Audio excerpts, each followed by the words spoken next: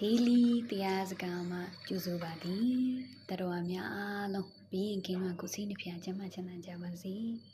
Damazaga, Ni Dain Jaga, Sita Puile, Tinian Te, Suresambu Yabono, the Adamazga Ugani, Batimpiadon Me Sudo, Boja Badawen, Suda, Bagu Kova the Le, Sure Migonli, P. Dimebono. Boja Badawen, Sudaga. စကလုံးသုံးလုံးပေါင်းထားပေါ့ဗုဒ္ဓရဲ့ဗုဒ္ဓဘာသာရဲ့ဗုဒ္ဓဘာသာဝင်ရဲ့ဆိုပြီးတော့သုံးပုတ်ခွဲရပါတော့အဓိပ္ပာယ်ဘာလို့ဆိုလိုပါတယ်လဲဆိုရင်ဖြင့်တမင်းညူမြတ်စွာဘုရားသခင်ကိုဗုဒ္ဓဟူ၍ခေါ်၏ထိုဗုဒ္ဓရှင်တော်မြတ်ကြီး45ဝါသောကာလပတ်လုံးဟောကြားတော်မူသောတရားတော်ကိုဗုဒ္ဓဘာသာဟုခေါ်ဆိုလေသည်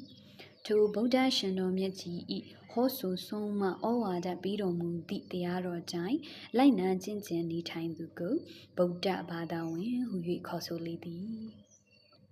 ထို့ကြောင့်ဗုဒ္ဓဘာသာဝင်ဖြစ်နေသူသည်မိယိုဖလားဗုဒ္ဓဘာသာဝင်ကနေ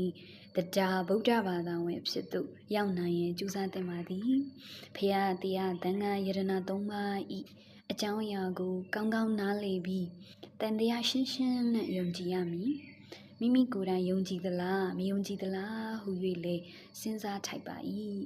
မယုံကြည်လျင်ဗုဒ္ဓဘာသာဝင်ဟုပြောဆိုဝန်ခံတော်လေဗုဒ္ဓဘာသာဝင်အစစ်မဖြစ်သေးချေ